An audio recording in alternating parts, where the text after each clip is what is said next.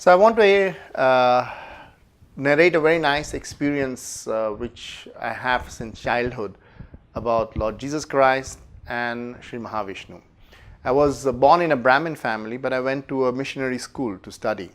And I remember when I was about 4 or 5 years old, I would be waiting in front of the school door, waiting for my mother to pick me up from the school. And when at this moment the church door was always open, and I would peep in the church door and see this huge figure of Lord Jesus Christ hanging on a cross. And in India, Jesus Christ is always shown quite muscular. So I could never understand how could such a strong, muscular man ever land up on a cross. There were also other incidents. For example, in my grandfather's house, there were always pictures of paintings of Lord Jesus Christ, which is a very famous painting in India where he shows these two hands in front of his heart, which is a sacred heart. And this picture was side to side with the picture of Shri Krishna. And whenever I was sick and I was lying down, I would just lie down and watch this picture, and I could really feel as if I would be getting released, I would be getting relaxed or relief from pain. So I always had a very strong feeling for Lord Jesus Christ, but I could never connect to the incarnation, because we did not have such extraordinary religious teachings, and the Bible first time that I read didn't make any sense to me.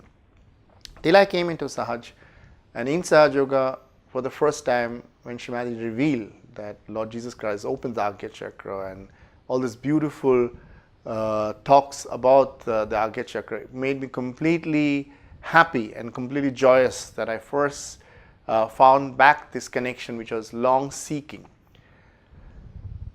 In that process, I always hear in the talk of Shri Mataji speaking about Mahavishnu, and she always asked some people to read this Devi Bhagavatam where it is written about Mahavishnu. I could not make this connection between Mahavishnu and Jesus Christ, and I tried to find some books about Srimad Bhagavatam. I also asked many Indian scholars, and apparently they were all kind of not very clear about the incarnation of Mahavishnu.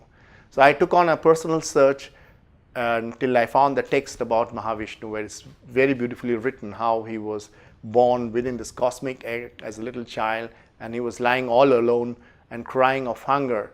And then he didn't find his mother. His mother was apparently not there, but Shri Krishna came to him, and Shri Krishna was his father, and fed him and clothed him and fulfilled all his wishes. And then he asked him, "What is your wish?" And this little child just answers that my only desire at all is to meditate upon you and to worship your lotus feet. And Shri Krishna blessed him, saying that whenever you wish, so you will be able to see my form, and you will be able to see your mother's lotus feet in my heart. Now this was a very beautiful text and so meditative, just as one hear it. It is so nice to get into this beautiful feeling about this little baby Mahavishnu talking with his father. And then later on, I was watching a film, a documentary about Jesus Christ made by the government of India. Apparently, as many know, that they found the tomb of Jesus Christ in India, where he spent his last years, and there's a lot of dialogue and going around it.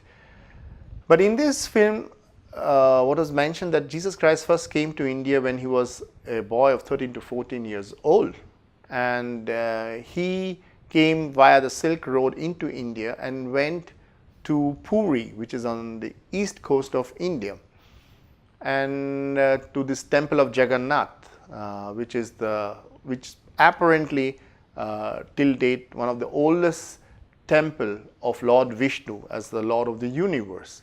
So I always wondered, why would a young boy like Jesus travel all through India and come to Puri, to this temple? And what was also very interesting, which none of the books could connect, is they always thought that he traveled through the middle of India, but 2000 years ago there was no roads or kind of ways where he could reach when he comes from the Silk Road from the north of India. So the only connection that comes up is that he had to travel through the coast of India to reach Puri, which is actually on the east coast of India. And that made me feel very happy, because he must have crossed the place of Ganapati Phule, where Shri Mataji has over more than 20 years given all the Christmas pujas.